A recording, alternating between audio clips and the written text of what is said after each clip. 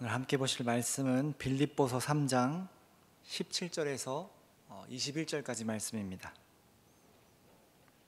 신약성경 321면에 있습니다. 빌립보서 3장 17절부터 21절까지의 말씀을 제가 봉독하겠습니다. 형제들아, 너희는 함께 나를 본받으라. 그리고 너희가 우리를 본받은 것처럼 그와 같이 행하는 자들을 눈여겨보라. 내가 여러 번 너희에게 말하였거니와 이제도 눈물을 흘리며 말하노니 여러 사람들이 그리스도의 십자가의 원수로 행하느니라. 그들의 마침은 멸망이요 그들의 신은 배요 그의 영광은 그들의 부끄러움에 있고 땅의 일을 생각하는 자라. 그러나 우리의 시민권은 하늘에 있는지라. 거기로부터 구원하는 자 곧 주 예수 그리스도를 기다리노니 그는 만물을 자기에게 복종하게 하실 수 있는 자의 역사로 우리의 낮은 몸을 자기의 영광의 몸의 형체와 같이 변하게 하시리라. 아멘. 방금 읽은 오늘 성경 본문에 보면 17절에 사도 바울은 빌립보 교회 교인들에게 권면을 하고 있습니다. 나를 본받으라 이렇게 이야기하죠. 자, 권면이 지금 주어지고 있는 것인데 이 시간에 이 성경에 나오는 권면이 어떤 뜻이 있는가 한번 먼저 생각해 보도록 하겠습니다. 여러분 살면서 누가 이렇게 나에게 말을 했던 적이 있는지 한번 기억을 떠올려 보시면 좋겠습니다. 그냥 나를 그대로 따라하면 돼. 이제 이런 말 혹시 누구한테 들어보셨습니까? 혹시 우리가 어떤 일을 이루고 싶거나 목표가 있는데 내가 할 수 있을까? 어떻게 하면 좋을까? 이제 이렇게 불안할 때 이렇게 나에게 말해주는 사람이 있다면 큰 격려가 되고 힘이 될 것입니다. 딱 내가 하는 대로만 따라하면 너는 합격이야. 이제 이렇게 말해준다면 없던 용기도 생길 것 같죠. 자, 다른 걱정 없이 살펴볼 것도 없이 그대로 따라하기만 하면 된다니 얼마나 좋을까. 이제 그런 생각이 드는 것입니다.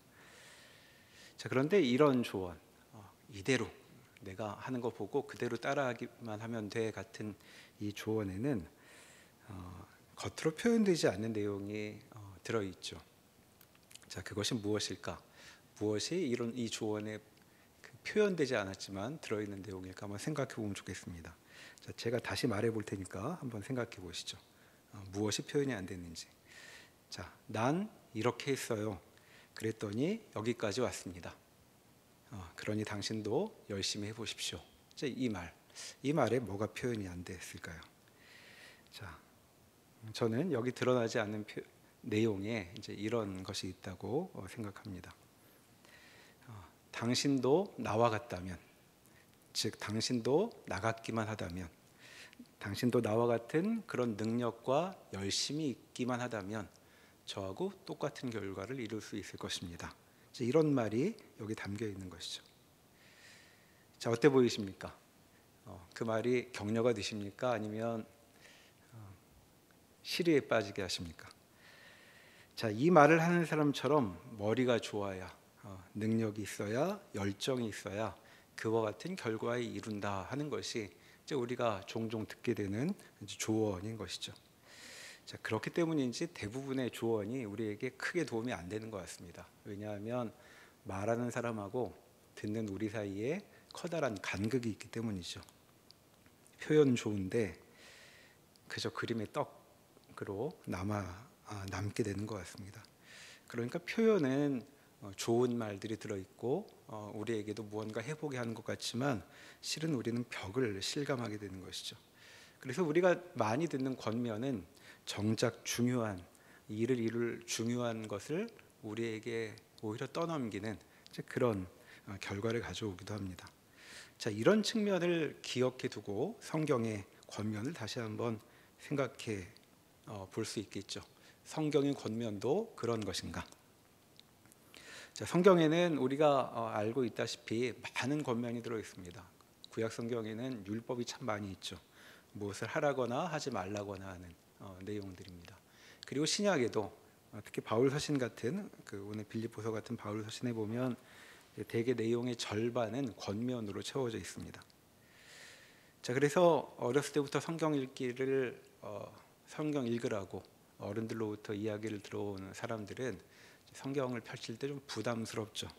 어디나 많은 규칙과 권고가 여기 담겨 있기 때문입니다.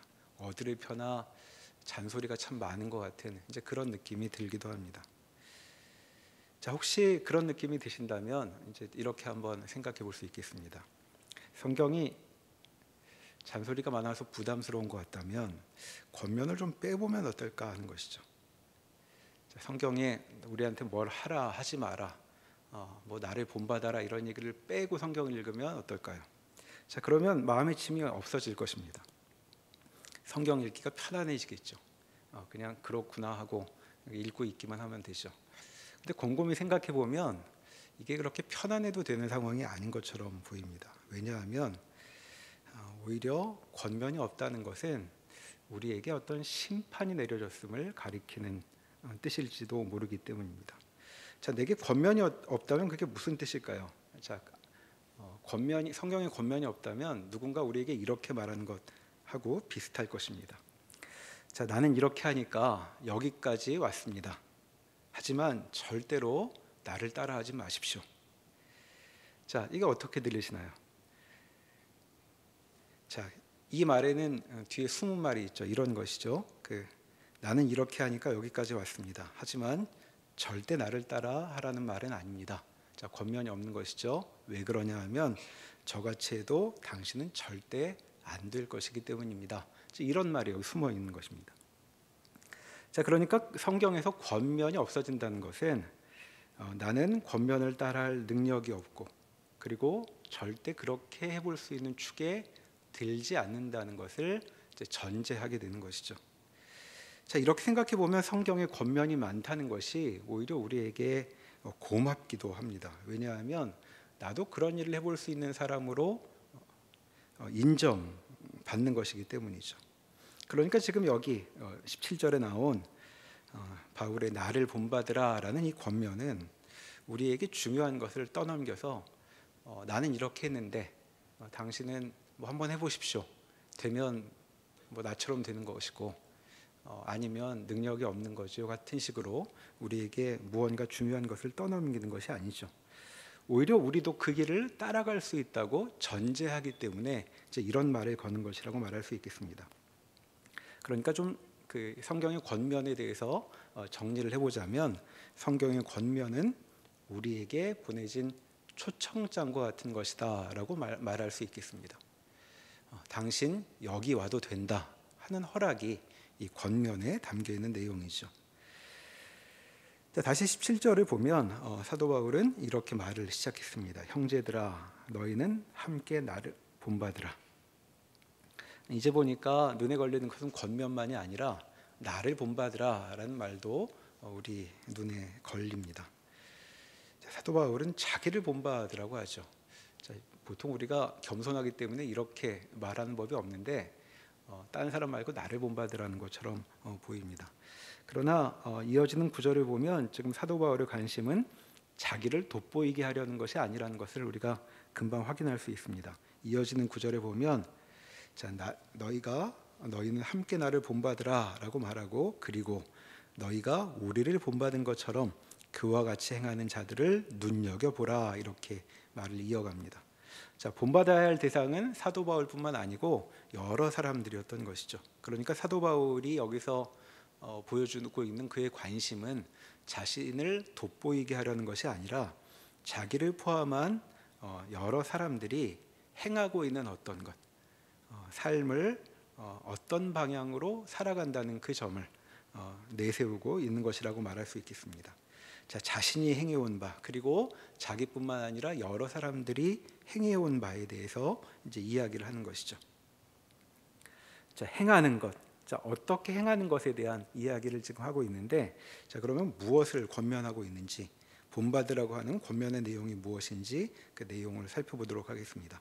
제가 18절과 19절을 읽어보겠습니다. 여기 보면 일단 본받지 말아야 할 반대의 경우를 먼저 이야기하고 있죠.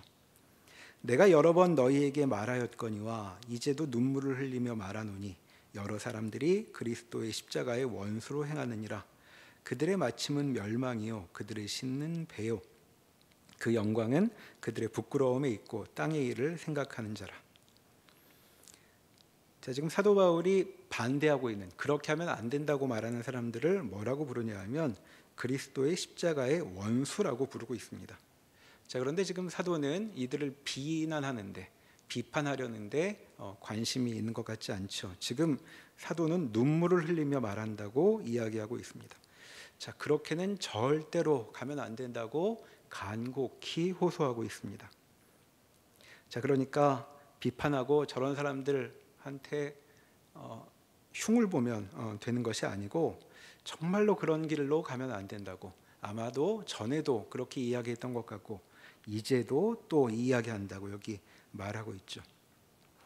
그렇다면 그리스도의 십자가의 원수로 살아가는 것, 이제 그러면 안 된다고 말하는데 대체 이게 무엇인가 이제 생각해 보아야 합니다. 자, 이어지는 20절에 보면 그것과 대조되는 모습을 이제 이렇게 말하고 있습니다. 그러나 우리 시민권은 하늘에 있는지라라고 얘기하고 있죠. 자, 이 두 가지가 지금 대조되고 있습니다. 그리스도의 십자가의 원수하고 하늘에 시민권이 있는 것이 지금 대조되고 있는 것이죠. 자, 그러니까 사도가 지금 간곡히 호소하고 돌이키라고 말하는 십자가의 원수된 삶이란 시민권을 하늘에 두지 않고 사는 삶이라고 우리가 말할 수 있겠습니다. 자, 그러니까 사도가 지금 본받으라고 하는 말이 본받으라고 하는 내용이 무엇인가? 어떻게 행하라고 하는 것인가? 그것은 자신처럼 시민권을 하늘에 두는 삶에 대해 이야기하고 있는 것이죠. 지금 빌립보 교회 교인들을 향해 이들도 자신이 어디 사람인지를 분명히 해야 한다라고 권면하고 있었던 것입니다. 자, 내가 어디 사람인지, 자, 어디에 속한 사람인지 하는 문제는 우리에게 중요한 문제죠. 자, 우리는 살면서 내가 어디 사람인지를 종종 생각합니다. 그리고 사실상 이것은 우리가 살면서 행하는 많은 일의 목적이라고까지 말하게 되죠. 자, 직장 생활을 시작하면서 앞으로 20년, 30년의 삶을 계획하면서 종종 이런 계획을 세우는 분들이 있습니다. 나는 50이 되면 어디에서 살 거야. 이제 이게 인생의 목표인 경우도 종종 있죠. 자, 어느 아파트에 들어가고 말 것이다. 자, 어디에 사는지에 대한 중요성을 보여주는 것입니다. 뭐 이게 그런 분들뿐만 아니라 우리도 다 경험하고 있는 것이죠. 자, 어디에 있는 학교를 다닐지, 어디에 있는 직장을 다닐지, 이런 것들 우리 삶을 얼마나 크게 좌우하는지, 우리 기분을 얼마나 오르내리게 하는지 많은 설명이 필요 없는 우리 모두가 알고 있는 내용입니다. 자, 자기 다니는 학교가 얼마나 번화한 곳에 있는지, 직장이 얼마나 중심지에 있는지 하는 것들은 기분뿐만이 아니고 우리 자존감의 근거가 되기도 하고 삶을 다르게 만드는 것처럼 보이기도 하죠. 자, 이런 점에서 우리는 사도가 지금 하고 있는 말을 어렵지 않게 이해할 수 있습니다. 지금 사도는 무엇을 간곡히 권면하느냐 하면 우리는 여기 사람이 아니다라는 것입니다. 저 높은 하늘에 속한 사람이라고 간곡히 다시 한번 권면하고 있는 것이죠. 그러니까 우리의 정체를 이 땅이 아닌 하늘에서 찾아야 한다고 말하고 있는 것입니다. 자, 이 권면의 성격이 무엇인가? 앞에서 드렸던 말씀을 기억하면 먼저 이렇게 확인해 볼 수 있죠. 사도는 지금 나는 이런 시민권이 있는데 어디 여러분들도 능력이 있으면 한번 따보시든가, 이렇게 말을 하는 게 아닙니다. 또 우리를 들볶으려고 규칙을 세우고 있는 것도 아니죠. 자, 우리에게도, 우리를 빼놓지 않고 우리에게도 하늘의 시민권이 열려 있다는 사실을 우리에게 알려주고 우리를 그리로 초대하고 있는 그런 권면이라고 말할 수 있습니다. 자, 그럼 왜 이렇게 열심히 이 이야기를 하는가? 그것은 하늘에 소속되라는 이 권면은, 하늘에 소속되는 일은 우리의 삶의 질을 다르게 만들기 때문이죠. 자, 땅에 소속된 삶이 참 별것 없다는 것이 우리에게 분명히 드러나 있기 때문입니다. 자, 여기서 먼저 그 단서 하나 기억해 두셔야 되는데, 지금 사도 바울이 문제 삼고 있는 것은 땅에서 사는 삶이 아니라 땅에 소속되어 사는 삶이라고 구분해 볼 수 있겠습니다. 자, 하늘이든 땅이든 어디든 하나님께서 지으신 곳이기 때문에 하늘처럼 땅도 아름답습니다. 자, 거기에도 하나님의 선한 손길이 얼마든지 들어가 있기 때문이죠. 자, 그래서 우리는 이 땅에서도 좋은 것들을 얼마든지 경험할 수 있습니다. 하나님의 피조세계이기 때문이죠. 우리는 이 땅에서 우리의 마음을 설레게 하는 사람들, 아름다운 사람들을 많이 만날 수 있습니다. 하나님의 형상을 품은 사람들이 이 땅에도 가득하기 때문이죠. 하지만 이렇게 이 땅의 좋은 것들을 경험하면서 우리는 오해하지 말아야 합니다. 그것은 이 땅을 즐기려면 이 땅에 소속되지는 않아야 된다는 사실입니다. 우리의 정체를 거기에 두어서는 안 되는 것이죠. 자, 땅에 우리의 정체를 두게 되면 어떤 삶을 살게 되는가? 그 삶의 모습이 19절에 이렇게 열거됩니다. 자, 19절을 보시면 그들의 마침은 멸망이다 이렇게 얘기하고 있습니다. 자, 땅에 존재의 근거를 둔 사람들, 정체성을 땅에서 확인하는 사람들의 마침은 멸망이라는 것이죠. 자, 사전을 찾아보면 멸망이라는 말은 없어져서 끝난다고 정의되어 있습니다. 자, 그러니까 땅에 소속을 두면 우리의 삶이 어떻게 되느냐? 갈수록 희미해져서 없어져 버리는 것이죠. 좁아집니다. 자, 땅에 소속되면 우리는 자꾸 막다른 곳으로 가게 되죠.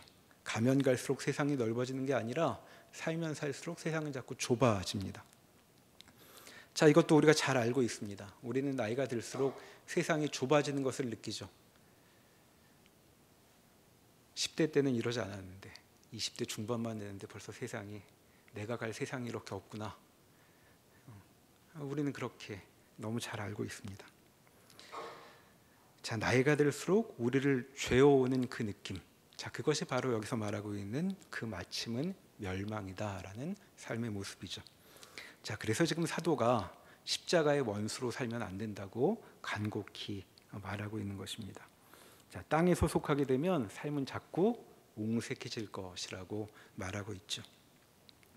또 이런 삶의 모습이 계속 이어집니다. 자, 그들의 신은 배라고 말하고 있죠. 자, 여기 배는 우리 음식을 먹으면 배부른 그 배를 말합니다. 자, 여기서 말하는 그들의 신은 삶의 기준이라고 말할 수 있죠. 내가 잘 살고 있는가, 성공했는가, 만족스러운가를 평가하는 기준이 무엇인가? 자, 그들의 기준은 배라고 말하고 있습니다. 자, 배가 신이니까 생각은 온통 먹는 것뿐이게 되겠죠. 자, 그러니까 이 십자가의 원수로 사는 삶은 온통 먹는 것으로 생각을 채우는 것이라고 말할 수 있겠습니다. 물론 먹는 것은 즐거운 일이죠. 그런데 생각이 온통 먹는 것뿐이라면 아쉬운 일입니다.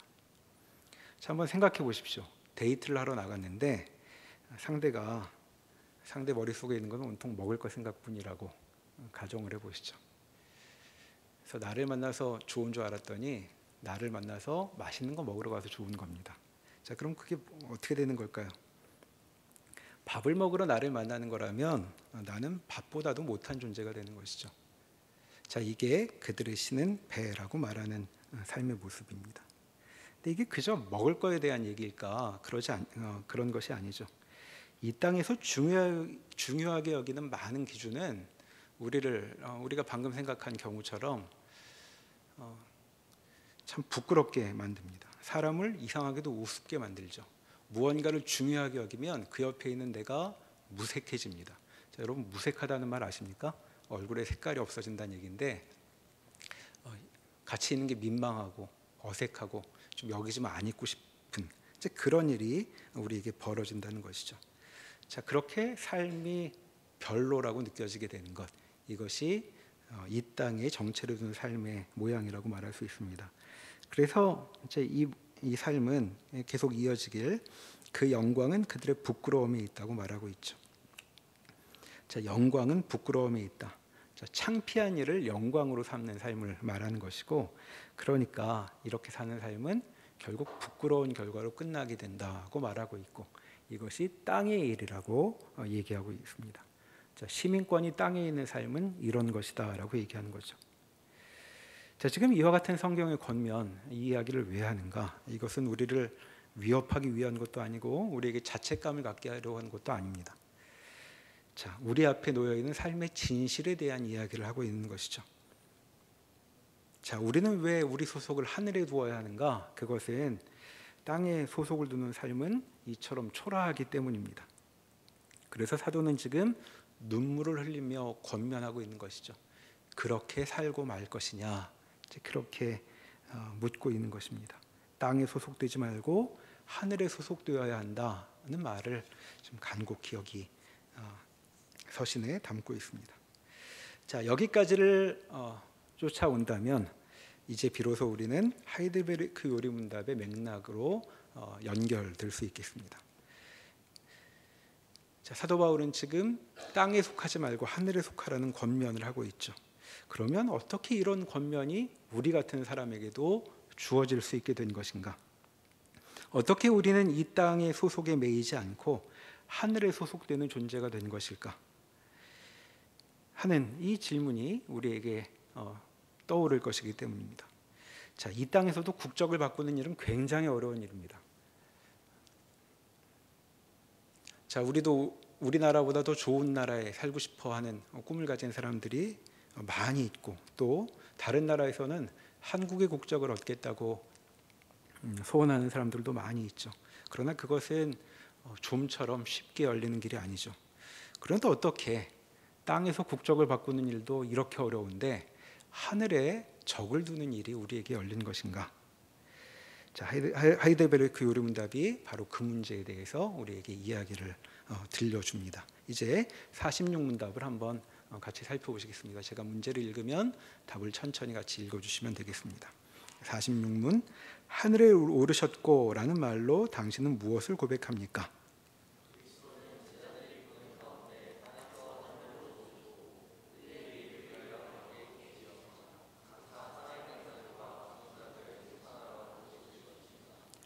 부활하신 그리스도께서는 이 땅에 머물지 않고 하늘로 올라가시죠.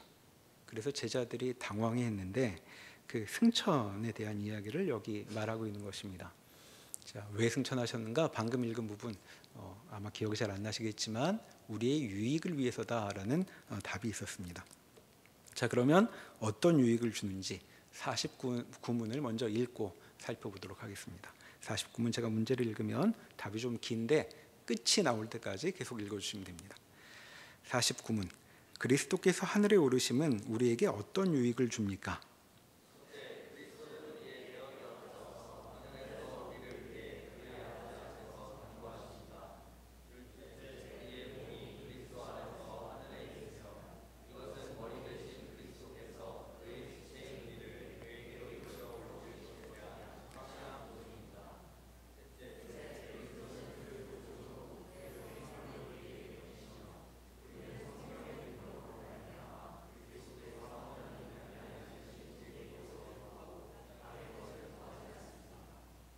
자, 지금 구도를 보면 46문답에서는 그리스도께서 승천하신 일을 말하고 있고 이것이 우리에게 유익이 된다고 말했습니다. 그리고 49문답에선 그리스도의 승천이 우리에게 어떤 유익을 끼쳤는지 좀 더 세세히 열거해 주고 있죠. 그 가운데 지금 두 번째 유익이 우리가 앞에서 살펴본 내용과 일단 연결이 됩니다. 거기 보시면 우리의 소속에 대해 가르치고 있죠. 우리 몸이 그리스도 안에서 하늘에 있으며 이것은 머리 되신 그리스도께서 그의 지체인 우리를 그에게로 이끌어 올리실 것에 대한 확실한 보증입니다 라고 얘기하고 있습니다. 그리스도 혼자 승천하시고 끝난 것이 아니라 우리의 몸도 승천하도록 하셨다는 것이죠. 자, 여기 이제 우리의 몸이 하늘에 있으며 라고 말하고 있는데 이것은 그저 몸 얘기만은 아닙니다. 우리의 육체에 대한 것만이 아니라 그리스도와 연합된 우리의 존재에 대한 이야기죠. 우리는 그리스도와 연합되어 하나가 되었습니다. 그러니 이제 우리는 우리만의 영혼과 육체가 아니라 그리스도와 연결된 영혼과 육체를 갖게 되죠. 자, 그리스도께서 하늘에 계시다면 우리도 하늘에 속한다 하는 것이 이제 이 요리문답을 통해 이제 드러난 내용이 됩니다. 자, 우리가 지금 하이델베르크 요리문답을 살펴보고 있는 맥락을 다시 한번 떠올려 보면 좋겠습니다. 자, 사도신경에서 죽으신 이후 그리스도의 행적을 이렇게 요약했죠. 장사한 지 사흘 만에 죽은 자 가운데서 다시 살아나시며 하늘에 오르사라고 이어지고 있습니다. 자, 부활하신 예수 그리스도께서는 하늘에 오르셨습니다. 자, 이렇게 굳이 그리스도의 승천을 언급하고 있는 것이죠. 예수님은 500여 명의 제자들이 바라보고 있는 중에 땅에서 하늘로 올라가셨습니다. 자, 왜 올라가셨는가? 올라가셔서 어쩌다는 것인가? 46문답에서 말하되 그것은 우리의 유익을 위한 것이었다고 말하고 있죠. 46문답을 다시 한번 보면 여기 이렇게 얘기합니다. 우리의 유익을 위하여 거기 계시며 라고 이야기하고 있습니다. 자, 승천이 그리스도 자신에게, 그분께 어떤 의미가 있는지는 더 깊은 내용이 있을 텐데 성경은 그런 부분에 주목하기보다는 우리에게 어떤 유익이 있는지를 이야기해 주려고 하죠. 자, 부활만으로 그리스도께서 우리에게 끼치는 유익을 다 설명할 수 있는 것이 아니다. 이제 그렇게 말하는 것입니다. 자, 그렇다면 우리에게 베풀어지는 유익이 무엇인지 49문답을 통해 살펴보겠습니다. 우리가 앞에서 읽었던 것처럼 세 가지로 그 유익을 말하고 있는데 이 세 가지의 내용은 앞에서 살펴본 땅에 속한 삶과는 대조되는 모습이라고 말할 수 있겠습니다. 자, 그 첫째를 다시 한번 보면 이렇게 되어 있죠. 첫째, 그리스도는 우리의 대언자로서 하늘에서 우리를 위해 그의 아버지 앞에서 간구하십니다. 자, 그분이 승천하셔서 우리의 대언자가 되신답니다. 자, 변호인이라는 말일 수도 있고 우리를 편드는 분이라고 이해할 수 있습니다. 자, 하나님 앞에서 우리를 대신해 말씀하는 분, 중재자가 있다는 이야기죠. 자, 이것이 무슨 뜻인지 로마서 말씀을 통해 살펴보겠습니다. 로마서 8장 34절 말씀 가보겠습니다. 신약성경 250면입니다. 신약성경 250면 로마서 8장 34절. 로마서 8장 34절. 자, 한 구절인데 우리 함께 읽어보겠습니다. 시작. 누가 정죄하리요? 죽으실 뿐 아니라 다시 살아나신 이는 그리스도 예수시니 그는 하나님 우편에 계신 자요 우리를 위하여 간구하시는 자시니라. 자, 승천한 그분이 무엇하고 계시는가? 하나님 우편에서 우리를 위해 간구하신답니다. 자, 간절히 하나님께 구하신다는 것이죠. 자, 그래서 그분이 우리에게 간구하셔서 그럼 어떻다는 것인가? 자, 앞에 방금 읽은 구절에 보면 우리는 앞으로는 정죄를 두려워하지 않게 되었다라고 말하고 있습니다. 자, 살면서 우리는 두려움이 많이 있죠. 자, 누가 우리를 보고 뭐라고 할까 늘 마음으로 걱정하고 그런 말을 듣게 될 일을 대비하고 있습니다. 그 두려움 때문에 미리 마음의 방패를 둘러두기도 하죠. 그래서 우리는 이런 두려움 때문인지 누가 날 쳐다보면 이런 식으로 반응합니다. 왜 뭘 자꾸 쳐다봐? 나한테 뭐 묻었어? 이렇게 얘기하죠. 일단 나한테 뭘 묻어야만 쳐다본다고 생각을 하는 겁니다. 뭔가 마음에 걸리는 게 있는 것 같죠. 그러니까 이런 두려움 때문에 우리는 상대가 나를 설레는 마음으로 사랑스러운 눈길로 바라볼 수도 있다는 가능성을 전혀 생각하지 못합니다. 그런 일은 없는 것이죠. 얼굴에 뭐가 묻을 때만 나를 누군가 주목할 것이라고 생각을 하니까 자꾸 숨고 싶습니다. 자, 그런데 그리스도의 승천은 우리의 이런 태도를 바꾸어 놓는 것이죠. 자, 우리는 하나님이 우리를 쳐다보실 때 하나님 저 뭐 묻었나요? 이렇게 물어볼 필요가 없다는 겁니다. 자, 그리스도께서 우리의 대언자가 되시기 때문에 우리는 정죄를 두려워할 필요가 없습니다. 그분께서 그 문제를 다 처리해 버리셨죠. 그래서 우리는 하나님이 우리를 바라보실 때에도 그리고 우리가 하나님을 바라볼 때에도 그분이 우리를 사랑하는 마음으로 쳐다보실 것이라는 자신감을 갖게 되는 것입니다. 자, 이것이 하늘에 소속된 사람이 갖는 유익, 첫 번째 유익이라고 말할 수 있겠죠. 자, 요리문답은 두 번째 유익으로 넘어갑니다. 자, 둘째 내용을 다시 보시면 우리 몸이 하늘에 있게 된 것이다.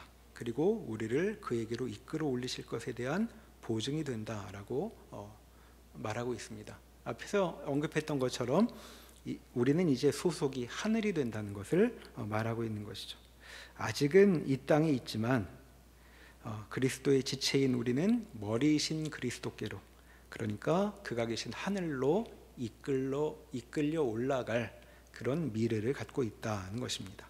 자, 요한복음 말씀을 한번 찾아보겠습니다. 요한복음 14장 2절 말씀입니다. 요한복음 14장 2절, 신약성경 172면입니다. 신약성경 172면 요한복음 14장 2절과 3절 말씀을 함께 보시겠습니다. 요한복음 14장 2절 3절 함께 읽겠습니다. 내 아버지 집에 거할 것이 많도다. 그렇지 않으면 너희에게 일렀으리라. 내가 너희를 위하여 거처를 예비하러 가노니 가서 너희를 위하여 거처를 예비하면 내가 다시 와서 너희를 내게로 영접하여 나에 있는 곳에 너희도 있게 하리라. 자, 그리스도께서 이 땅에서의 삶을 마감하시는 자리에 제자들에게 하신 말씀이죠. 자, 계속 집 얘기를 하십니다. 자, 내 아버지 집에 갈 텐데 거기 거할 곳이 많다고 얘기하시죠. 나는 왜 지금 떠나냐 하면 거처를 예비하러 가신다고 이야기하고 있습니다. 그리고 거처를 예비하면 내가 다시 와서 데려갈 것이라고, 그러면 너희도 거기 있게 될 것이라고 말씀하고 있죠. 자, 예수님의 승천은 바로 이런 일을 이루어냅니다. 그러니까 예수님의 승천으로 인해 우리 집은 여기가 아니게 된 것이죠. 그래서 성경은 하늘이야말로 그리스도인들의 고향, 본향이라고 불러왔습니다. 자, 이제 이 땅, 우리가 살고 있는 이 땅의 정체가 드러나는 것이죠. 자, 여기는 우리의 집이 아니었습니다. 임시로 거류하고 있는 거류지, 여행 장소라고 말하고 있는 것이죠. 자, 그래서 우리는 이 땅에서 살아온 삶의 경험이 무엇을 의미하는지 이 말씀을 통해 다시 확인할 기회를 얻게 됩니다. 이곳에서의 삶과 우리는 자주 잘 맞지 않아서 삐걱거릴 때가 있죠. 좀처럼 편안하지 않은 느낌이 자주 듭니다. 왜 그럴까? 그 이유가 여기 나오는 것이죠. 여기가 집이 아니어서 그렇습니다. 우리가 살면서 이 땅에서 경험하는 그 경험들, 자, 이를테면 이런 것이죠. 집에서도 집에 가고 싶은 마음, 쉬면서도 쉬고 싶은 마음, 아무것도 하지 않으면서도 아무것도 하고 싶지 않은 그 마음이 왜 생겼었던 것인가? 그것은 여기가 우리 집이 아니었기 때문입니다. 우리 주님께서 우리보다 먼저 가셔서 집을 마련해 놓고 계시죠. 자, 그러니까 우리는 한시라도 집을 잊어서는 안 됩니다. 때로 살면서 정신을 못 차릴 때도 있고 필름이 끊길 때도 있죠. 자, 그럴 때도 결국에는 집을 찾아가야 하는 것이 지혜입니다. 자, 우리는 여기가 아니라 거기에 집이 있는 사람이라고 말씀하고 있고, 그런 삶이 우리에게 열리게 되었다는 것이 그리스도의 승천에 담긴 의미라고 말하고 있습니다. 자, 이제 셋째로 가보시죠. 자, 셋째 유익은 이렇게 정리되고 있습니다. 그리스도는 그의 보증으로 그의 성령을 우리에게 보내셨다는 것입니다. 그리스도의 능력으로 말미암아 우리는 이제 땅의 것이 아니라 하늘의 것을 구하게 되었다라고 얘기하고 있습니다. 자, 그리스도의 승천은 그저 저 위에 하늘에만 우리의 거처를 마련하는 것으로 그치지 않습니다.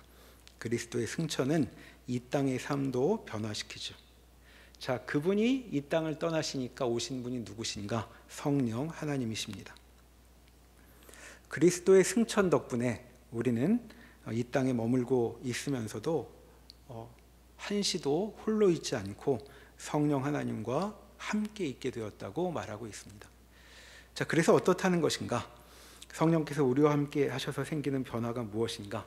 자, 성경 여러 곳에서 가르치고 있는데 첫 번째 변화는 중생이라고 불리는 것입니다. 거듭남, 우리가 다시 살아나는 경험이 성령이 오실 때 생겨나는 일이죠. 자, 전에는 없었던 생명을 갖게 된다는 것입니다. 우리 멀쩡히 이렇게 살아있는데 이렇게 살아있는 이 상태를 죽음에 비유할 만한 진짜 생명이 우리에게 주어진다는 것이 성령이 오셔서 생겨난 일인 것이죠. 자, 그리스도인은 그렇게 살아나서 다시 살아나서 전에는 할 수 없었던, 전에는 죽어 있는 상태였기 때문에 할 수 없었던 일을 할 수 있게 됩니다. 자, 그것을 성경은 뭐라고 부르냐면 선행이라고 부르는 것입니다. 자, 그리스도인의 선행, 그것은 무엇이냐 하면 성령께서 함께 하시기 때문에 생겨나는 일이죠. 자, 성경에는 권면이 많다고 말했습니다.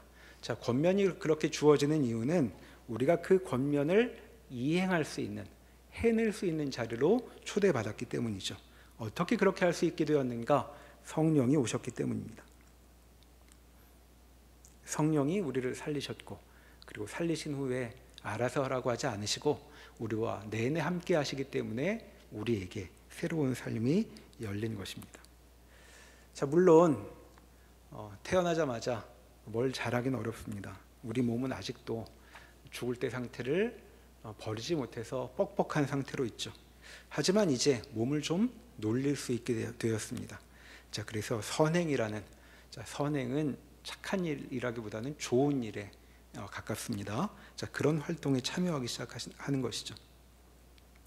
자, 그 선행을 방금 읽었던 그 답에서는 뭐라고 얘기하냐면 위의 것이라고 이야기했죠. 위의 것을 행할 수 있다고. 자, 위의 것을 구하고 땅의 것을 구하지 않게 되었다고 말하고 있는데, 그럼 위의 것을 구하라는 이 권면은 무슨 내용인가? 자, 쉽게 비유하자면 이렇게 말할 수 있겠습니다. 자, 땅의 것을 구하지 말고 위의 것을 구하라. 자, 집에 컴퓨터가 별로 좋지 않은데 아주 고성능 게임을 하고 싶으면 여러분 어떻게 하시겠습니까? 어떻게 해야 될까요? PC방에 가야죠. 그래야 거기서 게임이 돌아갑니다. 자, 가지고 있는 걸로는 집에서 아무리 해보려고 해야 소용이 없습니다. 방도가 없죠. 자, 그런 얘기를 하는 중입니다. 마찬가지로 우리 몸의 상태가 안 좋으면 어떻게 해야 되는가? 가지고 있는 무슨 그 저 밑에 젖 먹던 힘까지 끌어내는 것이 아니고 성령을 만나야 하는 것입니다. 자, 나는 뻣뻣한 상태에 있지만 성령을 만나면 내가 춤을 추기 시작합니다. 전에는 할 수 없었던 스텝을 밟으며 몸이 움직이는 것을 발견하게 되는 것이죠. 마치 성령이 임하시면 자기도 몰랐는데 처음으로 거미줄을 쏠 수 있게 된 스파이더맨 같은 경험을 하게 되는 것입니다. 자, 그리고 아니, 내 손으로 이렇게 멋진 일을 하다니 하고 놀라게 되는 것이죠. 자, 성경은 우리에게 멋진 일들을 앞에 두었습니다. 자, 사람들의 얼굴에 미소를 띠게 할 수 있습니다. 그리고 사람들이 자신의 삶에서 아름다움을 발견하게 하는 놀라운 일도 우리를 통해 이루어질 수 있는 것이죠. 아니, 우리를 통해서가 아니라 우리부터 경험할 수 있습니다. 내 삶은 무엇인가? 내 삶이 빛이 날 수 있는 것인가? 자, 성경은 그저 소망만 말하지 않습니다. 오늘도 하나님의 빛이 내 삶에 비추기 시작한다고 말하고 있죠. 오늘 그렇게 살 수 있으니, 그리고 나뿐만 아니라 나와 함께한 이들이 그렇게 살 수 있으니 오늘을 사는 것이 복이라고 성경은 가르치고 있는 것입니다. 자, 그리스도의 승천은 우리에게 무엇을 말하는가? 자, 이런 하나님의 멋진 움직임에 우리도 가담할 수 있게 되었노라고 이야기하고 있습니다. 우리가 어떤 사람들이길래 우리는 다른 삶을 꿈꾸고 또 경험할 수 있게 된 것인가? 그것은 하늘에 속한 사람이 되었기 때문입니다. 자, 빌립보서 본문으로 다시 돌아가 보겠습니다. 빌립보서 3장 20절 말씀 함께 보시죠. 신약성경 321면 빌립보서 3장 20절 21절을 함께 읽겠습니다. 그러나 우리의 시민권은 하늘에 있는지라 거기로부터 구원하는 자 곧 주 예수 그리스도를 기다리노니 그는 만물을 자기에게 복종하게 하실 수 있는 자의 역사로 우리의 낮은 몸을 자기 영광의 몸의 형체와 같이 변하게 하시리라. 자, 하나님께서 그리스도께서 우리를 낮은 몸에서 영광의 몸의 형체와 같이 변하게 하시겠다고 말씀하고 있습니다. 자, 그런데 이런 일을 위해 어떤 과정을 겪으시는가? 21절에 이렇게 말하고 있죠. 그는 만물을 자기에게 복종하게 하실 수 있는 자의 역사로 우리를 변하게 하실 것이라고 이야기하고 있습니다. 자, 그리스도가 움직이신다는 것은 여기 있는 것처럼 만물을 복종하게 할 수 있는 그런 능력을 행하는 일입니다. 예수님을 찾아왔던 아픈 딸을 둔 어머니가 빵 부스럭이라도 저한테 주시면 제 삶은 변할 수 있습니다 라고 예수님 앞에 간청했던 이야기가 복음서에 나옵니다. 자, 그런데 예수님께서 우리에게 다가오실 때 빵 부스러기 같은 것을 주려고 하지 않으시죠. 자, 우리를 구원하시고 우리에게 은혜를 베푸신다는 것은 만물을 움직이시는 능력을 발휘하셨다는 뜻입니다. 자, 그리스도인은 그런 사랑을 받은 사람이라고 말하고 있는 것이죠. 그리고 그 일이 이루어지게 하려고 그리스도는 이 땅에 머물지 않고 승천하셨다고 성경은 가르칩니다. 아무쪼록 우리 모두 그리스도의 승천의 위력을 경험하는 한 주를 보내기를 소망합니다. 기도하시겠습니다. 거룩하신 하나님, 저희 같은 자가 하나님께 무엇이 중요하다고 우리에게 그 커다란 능력을 행하시는가 저희는 어안이 벙벙합니다. 하나님께서 저희를 이 땅에 그저 그렇게 살다가 죽을 인생으로 놔두지 않으시고 하늘에 속한 자로 초청하시고 또 이 땅에서 하늘에 소속된 자로 살아가는 기쁨을 누리게 하시려고 한다고 성경이 가르쳐주고 있습니다. 주님, 아무쪼록 성령과 함께 걸어가 주의 뜻이 우리의 삶에 그리고 우리가 속한 이 땅 가운데 펼쳐지는 것을 경험하는 복을 누리게 하여 주시옵소서. 예수님의 이름으로 기도합니다. 아멘.